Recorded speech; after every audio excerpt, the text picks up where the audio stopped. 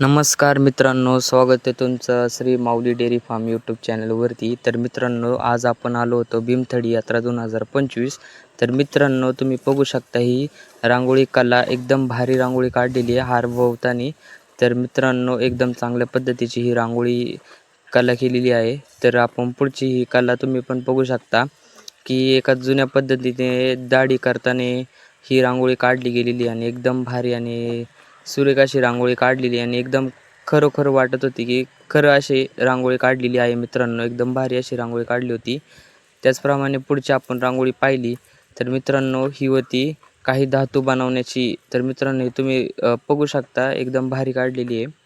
त्याचप्रमाणे आपण पुढची रांगोळी पाहिल्यावर इथं काहीतरी सोने बनवताना बघू शकता तुम्ही की इकडं मागं सोने बनवताना. आणि ही मित्रांनो, ही रांगोळी ही पूजा करताना मित्रांनो, ही रांगोळी आपल्याला बघण्यासारखी आहे.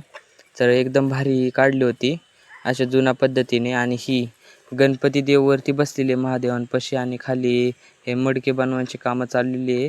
आणि एकदम असे खरं वाटत होतं की ते माणूस खरंच मडकं बनवतं, असे 3D मॉडेलमध्ये वाटत होतं.